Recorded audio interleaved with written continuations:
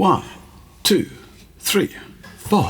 Sometimes in our lives we all have pain, we all have sorrow, but if we are wise, we know that there's always tomorrow. Lean on me. And then it gets a little bit higher for me. If I sing everything down the octave, I should be fine. I think I've got a cold coming on. Anyway, look, this is a very simple song from Bill Withers. A lovely song with a great message. It doesn't really feature any guitar on the original. It's very much keyboard based. There's a piano and then an electric piano. They play pretty much the same thing. But this translates quite nicely onto the guitar. It was originally written in C, and mostly, if you're playing this in C, you'd be going from C to F and back. Chord 1 to chord 4, back to chord 1, and so on. And it would be nice to have an F here with a big 6-string chord with some oomph in the bottom end, but because of the way the bass line works, dum, do, do, do, do. Actually, when we got to F, we would be playing a note on the 3rd fret of the 4th string rather than down here, so there's not that much advantage. Anyway, it feels easier under the fingers, so that's how I'm playing it. Capo on the 5th fret, I'm playing it as if in G. It actually works out as C. And really, it's just a single 8-bar section, which is the same for the intro and the verse and the chorus. Separately, there's a little 8-bar break where there isn't really any chordal stuff, so I don't quite know what we're going to do there. We'll sort something out. There's a couple of those, and then there's an outro, and there is an extra chord in the outro, but it's really just a kind of variation on stuff we've already looked at. So let's get cracking and sketch out the structure of the thing, and then we can start looking at finessing some of these chords. Now really, this 8-bar sequence is like a nursery rhyme or a folk song or a hymn. It uses just these 3 chords really, chord 1, chord 4 and chord 5. So if we're in G, or at least playing as if in G, G, C and D, maybe D7. And it's like this, pretty much a bar each, although we're going to move things around a little bit. We've got G, ba-do-da-da to C, and back again, ba-do-do-da, ba-do-da-da to D or D7. I'm playing there. Again, we're going to change this a little bit, but that's the idea. And that sort of repeats. G, ba-da-do-da C, ba-do-do-da G, ba-do-da D7 to G. That kind of a thing. Okay, so that really is everything. As you can see, it's a very straightforward structure with some fairly simple chords. There is a very nice little rhythmic idea, though, that actually we move to the new chord half a beat before the new bar. So 1 and 2 and 3 and 4 and 1 and 2 and 3 and 4 and da da da that kind of a thing. That's going to become important. That's going to inform how we move from chord to chord. And actually what happens in the song is we use passing bass chords. Now I've done quite a nice video on passing bass notes, and then they will nurture the idea of placing chords over the top of these passing bass notes to create passing chords. If you were playing a bass line for this song, you'd have G, then G, A, B, C, so that's G, 3rd fret of the bottom string, A is the open 5th string, B would be on the 2nd fret of the 5th string, and then you're moving up to C. So there are 2 intervening notes, G to C, so we just need to time it so that we start at the right place, playing 1 new bass note on each new half beat, each 8th or each quaver, getting us onto C on 4 and. 1 and 2 and 3 and 4 and. That's the idea.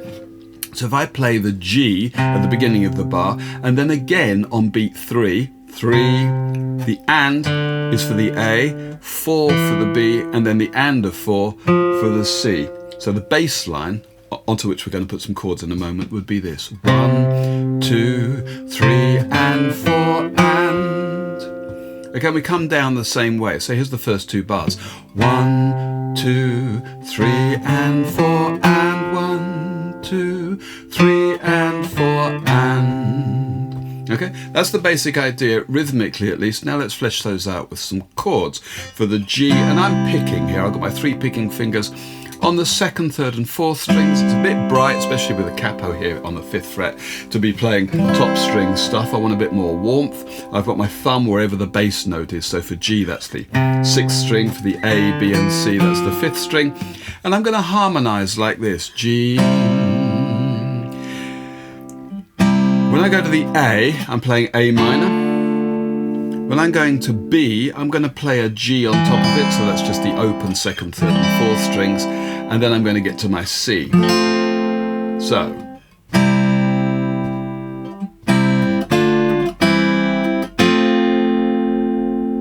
And down again the same way. Okay. And that's really it.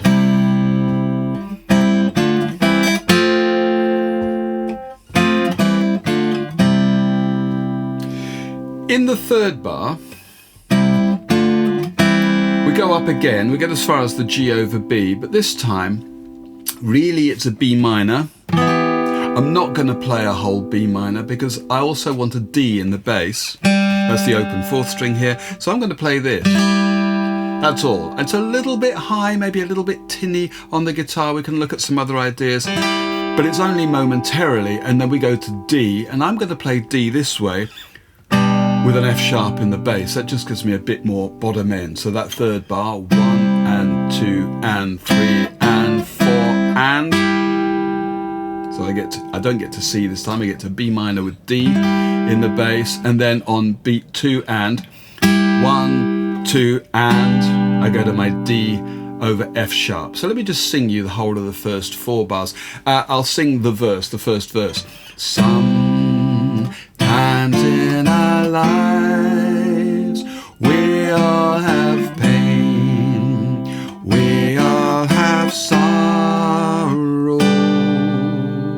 Okay, that's how I'm doing that. And then we carry on in very much the same vein. Bars 5 and 6 are the same as bars 1 and 2. But if we are wise, we know that there's always 2. So again, bar 3 and bar 7 are the same. G, A minor, G over B. And this time I'm going straight to my D over F sharp to G. Always tomorrow. Okay, once from the top, I'm going to sing the whole verse. I would sing the chorus, which is exactly the same. Lean on me when you're not strong. But my voice just won't take it. I don't know what I'm going to do in the playthrough. Probably sing it down the octave. But for now then, here's the whole of the first verse. Sometimes in our lives, we all have pain, we all have sorrow, but if we are wise, we know that there's always tomorrow. There are a few little things you can do to make this come alive a little bit. In the bass, actually, you hear this in the left hand of the piano, the electric piano, and the bass. Open D, right at the end of the bar, the last 16ths in fact. Open 4th string, that's a D, and then a 2nd fret of the 4th string, which is an E, diagang onto G here. Again, if we had the capo off, we could do all this down here and it would be an octave lower. So you could have something like this. Bum, ba-dum, bum, bum, ba-dum, bum, ba-dum, ba-dum, that kind of thing. There's a little bit of that. Also, of course, anytime you want to fill in the first half of the bar, bum,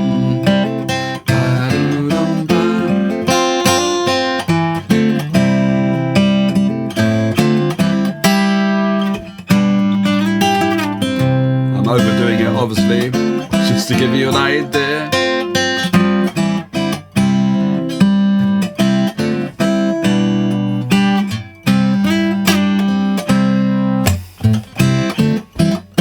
All that kind kind of stuff, you know, it could get a little bit busy, but those are pretty much the idea. For the B minor over D, this is the end of the third bar.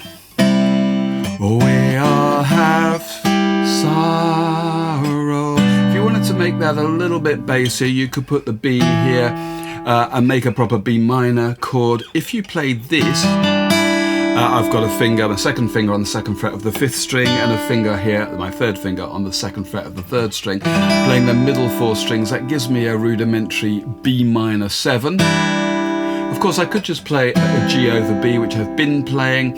If I miss out the 3rd string, then I've just got B and D and B. That feels a bit more B minor-y. We all have sorrow. You could also play your D over F sharp, but leave the 2nd string open, and that's going to give you a B minor 7 over F sharp. I mean, the name of it, take with a pinch of salt, but that's what it is. And then maybe come down to the 3rd string for the melody note there. We all have sorrow. That might do, that might give you a little bit more in the bass. But that is pretty much it for the intro, as I say, and the verse and the chorus. And now I'm going to have a little think about what we're going to do for the break. So after the intro, which is the same as the verse but without any singing, I mean there's a bit of in the second half, Bill Withers comes in with some in the second half of the intro, then we start to sing the first verse, then there's a chorus, then there's a verse. They're all the same as each other in terms of the guitar. Then we get this break, and honestly, I don't know what you would do here. If I were doing this on an open mic, I'd probably only do it on the condition that I already had someone playing some percussion, or I was going to persuade other people to clap or do something. I don't want to shortchange you, so let's have a couple of ideas. If we were just to strum very lightly in 16ths on a G, and really just the lower strings, what I'm doing here is strumming 16 times in the bar, so 4 times per beat. 1, 2, 3, 4. And you can hear that on the and, 1 and 2 and 3 and 4, and I'm emphasizing the strum a bit more, so I'm getting a bit more of a chord. The rest of the time I'm relaxing my left hand, so you don't really hear the notes. But then on the second down strum in each beat, I'm emphasizing the notes and the strum, and I'm also pressing down so the notes do sound. So really slowly.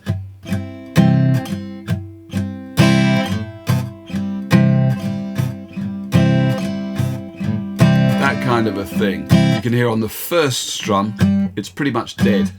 I'm also making sure that my right hand covers those, so those chords are good and smothered, so they're pretty much muted and it all sounds quite choppy and percussive. And how much you want to make of that second strum in each beat?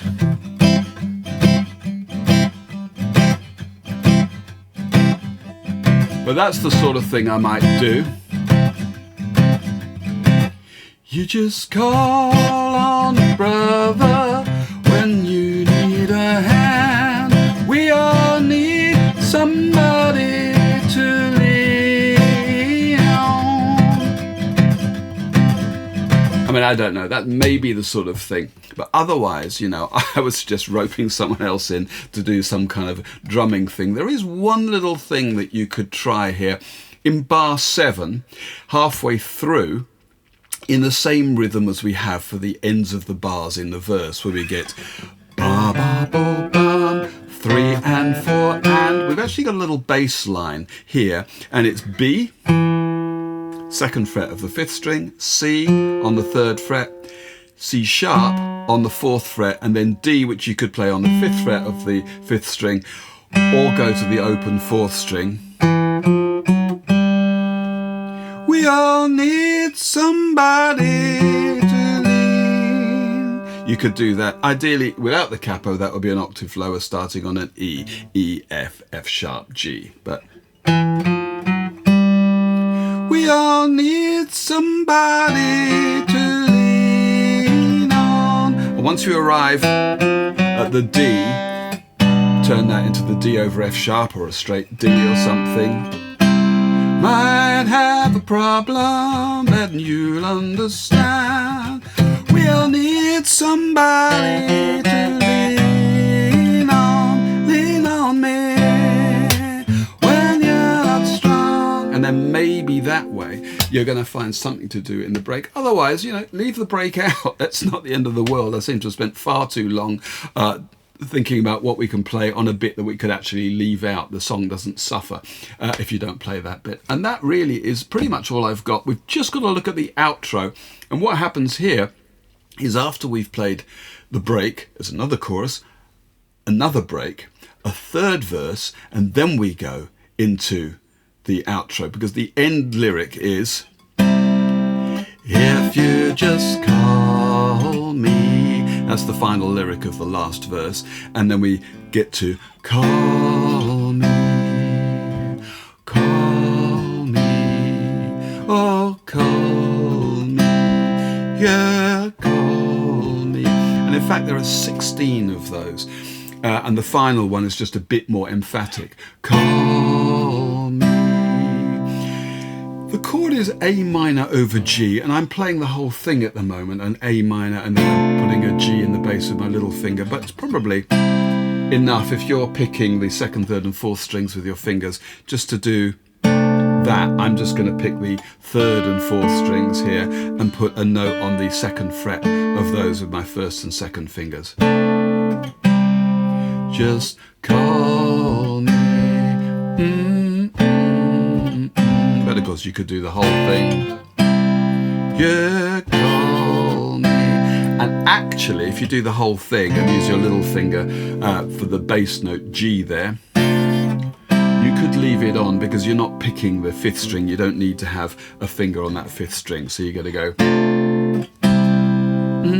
call me. That would do. You just got to remember not to bother to refinger it. That might be the easiest thing to do. And that really is it.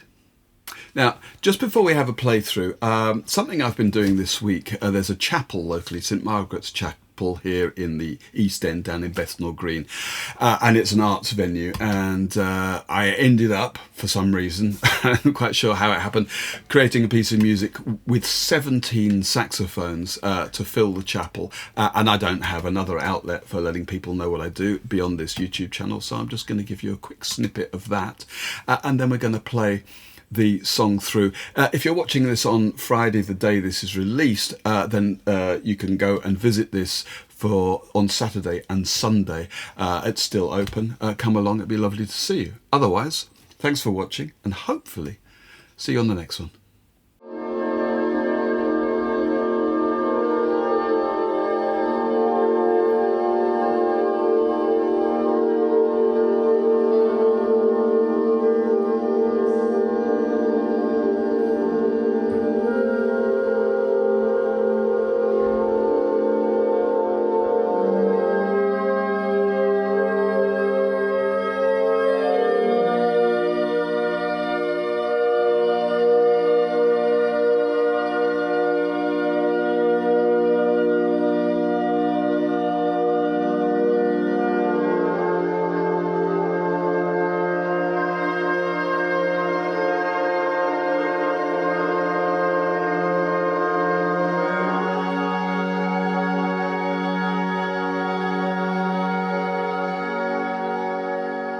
One, two, 1, 2, 3, 4.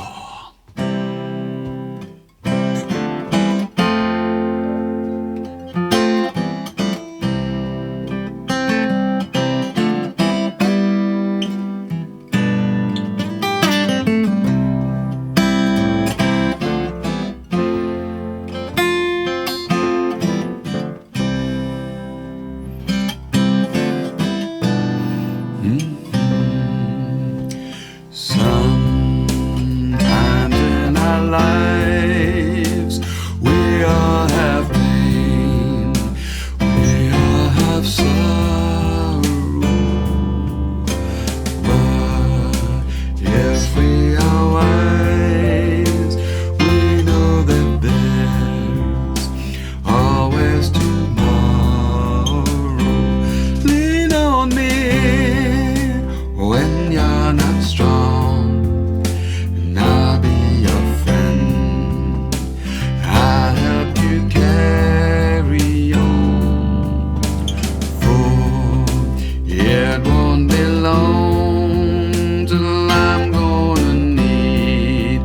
somebody to lean on. Please swallow your pride. If I have faith, you need to borrow, for no one can fill those of your needs that you won't let on. You just call on me, brother, when you need a hand. We all need somebody to lean on. I just might have a problem that you understand. We all need somebody to lean on. Lean on me when you're not strong. I'll be your friend. I'll help you carry on, for it won't be long till I'm gonna need somebody to lean on. You just call on me, brother, when you need a hand. We all need somebody to lean on. I just might have a problem that you'll understand. We all need somebody to lean on. If there is a load you have to bear that you can carry, I'm right up the road and I'll share your load if you just call me. Call me, yeah, call me. Call me, call me. Call me, yeah, call me. I think there are 14 of these. Call